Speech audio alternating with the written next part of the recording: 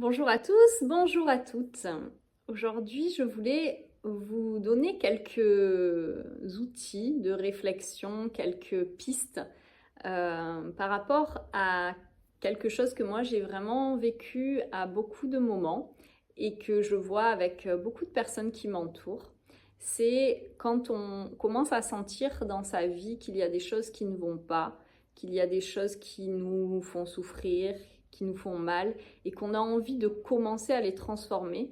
Bah bien souvent, je trouve qu'on peut être en difficulté à savoir comment s'y prendre, dans quelle voie partir, parce que bah voilà, il existe des solutions. Ça, on le voit que certaines personnes sont allées vers des solutions, mais pour autant, bah, c'est un peu nébuleux tout ça, et je trouve qu'il est des fois difficile de savoir exactement vers où aller. Alors moi, par rapport à ça, je ne vais pas vous donner de conseils particuliers. Je voudrais juste vous partager certaines informations sur les différentes pratiques que j'ai pu explorer. Alors, j'arriverai pas à en faire le tour parce que vraiment, moi, ça fait depuis maintenant peut-être ouais, 15 ans que je chemine.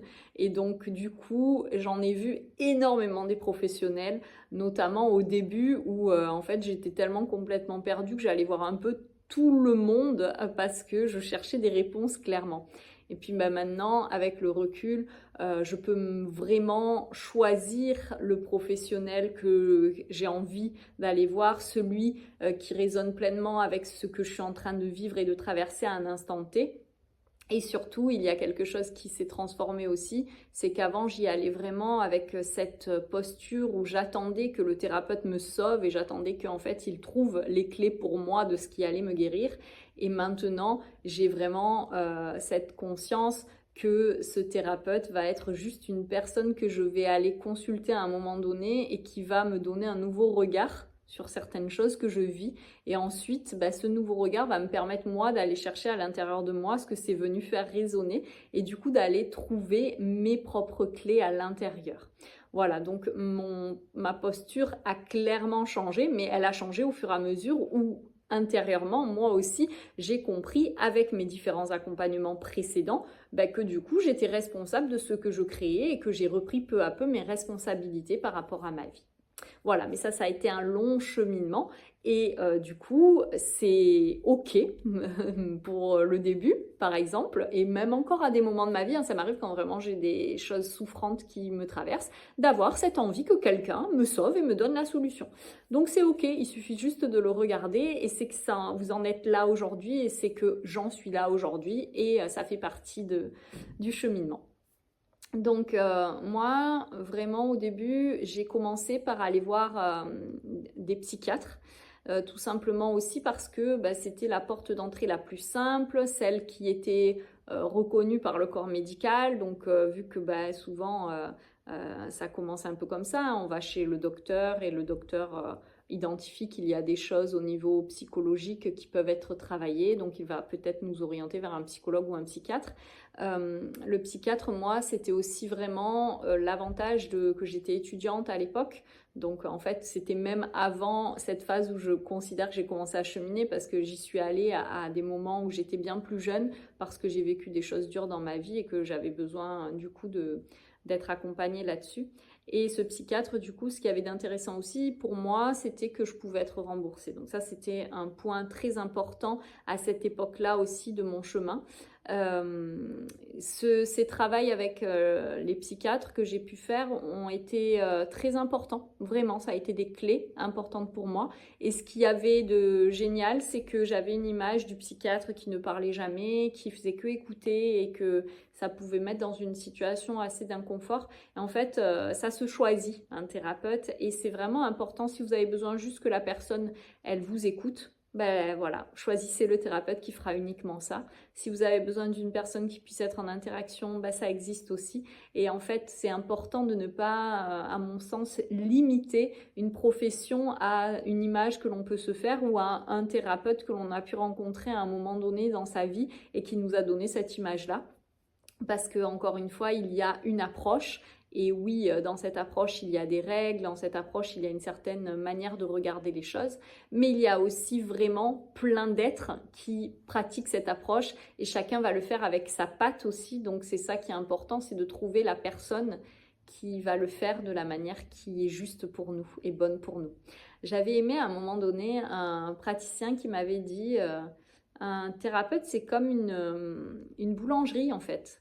Dans une boulangerie, on y va, si on aime le pain qu'on nous sert, bah, du coup, on continue d'y aller. Mais si par contre ça ne nous convient pas, à un moment donné, bah, on ne va plus dans cette boulangerie, on va dans une autre. Donc j'avais aimé cette comparaison, même si c'est une comparaison un peu voilà, légère. Mais en tout cas, ça m'avait permis, moi, de remettre les choses à leur juste valeur aussi et de comprendre qu'en fait, j'avais le droit de choisir et que j'avais cette possibilité en tant que patient de ne plus avoir cette impression que c'était l'autre qui détenait le savoir et que moi, du coup, j'étais pas en mesure de choisir. Ben si, en fait, vraiment, j'étais en mesure de choisir et de savoir si ça me convenait ou pas. Voilà. Après, bien évidemment, c'est pas parce que le psychiatre ou le psychologue ou le thérapeute va prononcer des mots qui me dérangent que je dois tout de suite changer, en fait, parce que forcément, dans ce parcours, il va y avoir des choses qui vont me déranger parce que je viens de travailler sur des choses qui font souffrir et qui me dérangent et que j'ai pas envie de regarder.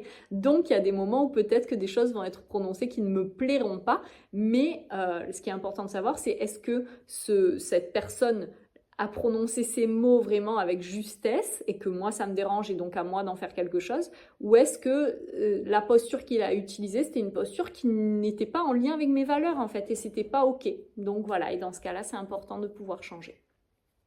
Voilà, donc psychiatre, ça a été la première étape. Après, il y a vraiment cet aspect psychologue, où alors, bah, du coup, moi, quand les psychologues que j'ai pu voir, c'est vrai que je trouvais que j'avais déjà des clés qui m'étaient données, des petites choses qui me permettaient d'avoir J'avais besoin d'être active, en fait. J'avais besoin de sentir quand même que je pouvais faire quelque chose dans tous ces moments où je me retrouvais entre deux séances.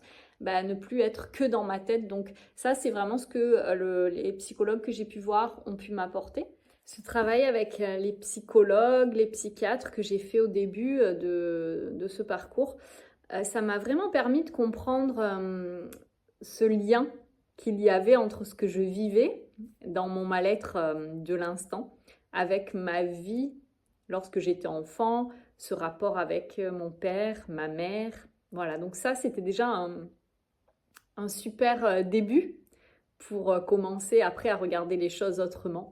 Et du coup, si ça n'avait pas eu lieu, bah, je pense que je n'aurais pas pu m'ouvrir à d'autres approches. Ça a vraiment été ce point de départ pour moi qui a été important et précieux. Ensuite, j'ai vraiment commencé à aller vers des personnes qui pratiquaient des méthodes un peu alternatives. Donc, il y a eu des grands moments qui ont été des moments clés de ma vie. Ça a été notamment, j'ai vu une kiné qui, pour des problèmes de dos donc, mais qui pratiquait la micro-kiné. Et vu qu'elle était en formation et en entraînement, ben, elle m'a pratiqué la micro-kiné presque à chacune des séances auxquelles j'allais.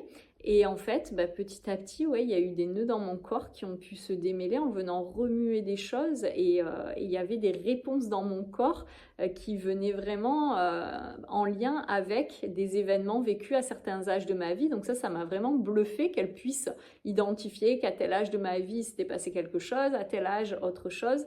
Et là, ça a été vraiment quelque chose qui a commencé, moi, à me permettre de trouver des vraies transformations dans ma vie et dans mes mots physiques. Et donc c'est là que je pense que j'ai commencé à relier vraiment mon corps physique et ce qui pouvait s'exprimer à l'intérieur et mon état émotionnel. Donc ça c'était très très riche comme approche. Ensuite comme approche j'ai aussi eu ce qu'on appelle la végétothérapie, s'il m'a fallu du temps pour le retrouver.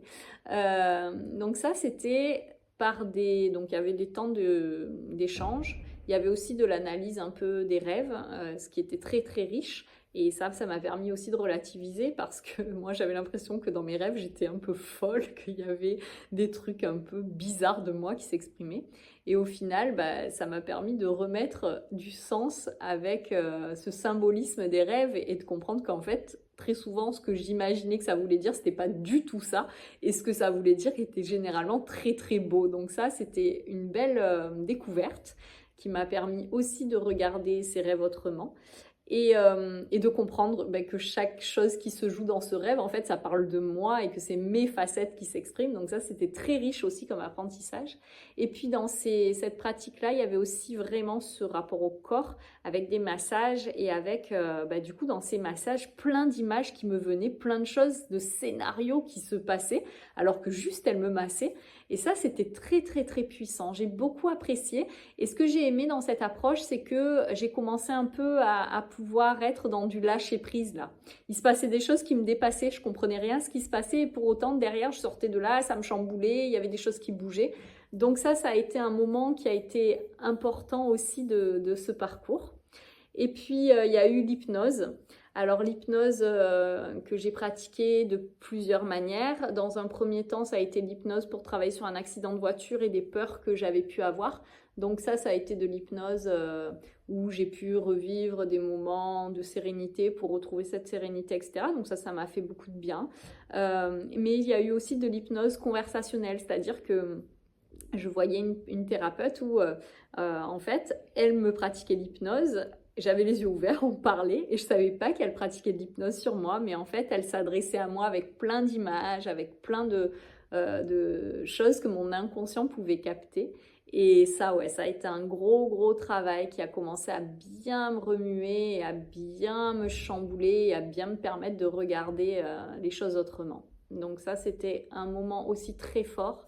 Ensuite, j'ai aussi eu, j'ai fait appel à une kinésiologue et ça m'est arrivé à plusieurs moments de ma vie d'aller voir cette approche, la kinésiologie. Et là encore actuellement, je suis suivie par différentes personnes et notamment la kinésiologie fait partie des approches que je continue vraiment à pratiquer. Donc la kinésiologie, ça va être un travail sur les mémoires qui sont stockées dans notre corps. Alors encore une fois, moi quand je vous décris les choses par rapport à mon expérience, je ne connais pas particulièrement ces approches parce que quand j'y vais maintenant, je fais pleinement confiance au thérapeute vers lequel j'ai été orientée ou que j'ai rencontré. Et j'ai pas du tout cette tendance à aller voir sur internet, à chercher, à comprendre. Si vraiment à un moment donné l'approche vient m'animer et je sens que c'est un outil hyper intéressant, ben, généralement moi ce que je vais plutôt faire c'est aller me former derrière. Mais sinon je fais pleinement confiance à la personne, à ce qu'elle m'envoie et j'évite de mettre trop de mental dans la compréhension des choses. Mais donc voilà, là vraiment ce que j'en ai compris, c'est que la kinésiologie vient travailler sur des mémoires et donc la personne va poser des questions à notre corps et notre corps va lui répondre par en fait la tonicité. Donc elle va par exemple verbaliser certaines croyances ou certains événements de vie et certains âges et puis en poussant sur les mains, ça va être une main oui, une main non je crois, mais dans ce que j'en ai compris et c'est même pas encore sûr. Et du coup, si ça résiste, c'est que ça maintient et que c'est ça. Et si ça ne résiste pas, c'est qu'il y a un stress et que donc du coup, là, il y a quelque chose à aller creuser. Voilà, donc c'est très flou ce que je raconte et vous m'excuserez pour ça et je m'excuse auprès de toutes mes amies kinésio de ne pas savoir expliquer bien les choses, mais en tout cas c'est vraiment un travail avec les mémoires qui sont stockées dans le corps et ça c'est très très très puissant parce que là le corps a toutes les réponses et le mental ne peut plus du tout venir interférer. Donc c'est une approche que j'aime beaucoup et que je trouve très intéressante, notamment pour des personnes qui ne parviennent pas du tout à lâcher leur mental parce que là, en fait, le corps, il a toutes les réponses.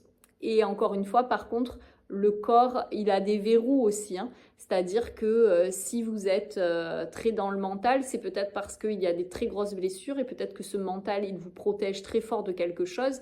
Et donc, bien évidemment, le corps ne va pas permettre qu'on accède directement aux profondeurs.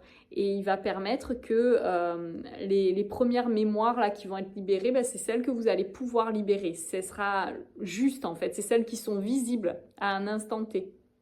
Donc, du coup, la kinésio, les effets que vous allez en ressentir, ça dépendra aussi vraiment de l'endroit où vous en êtes. Mais j'ai envie de dire, comme pour toutes les approches, une personne qui est déjà dans une grande conscience, et du coup, moi, c'est de plus en plus mon cas. Quand je vais aller voir un praticien, ben, généralement, derrière, ça bouge énormément, en fait. Parce que, ben, du coup, j'ai déjà tellement enlevé de couches d'oignons qu'il y a plein de choses qui sont prêtes à se libérer et à émerger. Mais par contre, il y a d'autres personnes que j'oriente des fois, parce qu'elles me le demandent, vers un praticien que je connais ou un autre. Et ben en fait, elles vont sortir de là et elles n'auront pas ressenti grand-chose. Mais parce qu'en fait, elles en sont là et c'est OK. Voilà, donc ça c'est vraiment une idée aussi à avoir bien en tête, c'est que les choses elles vont se faire en fonction de là où on est, en fonction de ce qu'on est prêt aussi à accueillir et aussi en fonction de si on accepte d'adhérer à l'approche. Parce que si j'y vais en y allant en marche arrière en me disant j'y vais parce qu'on m'a dit de le faire, bon bah ça marchera pas en fait, hein, soyons bien clairs.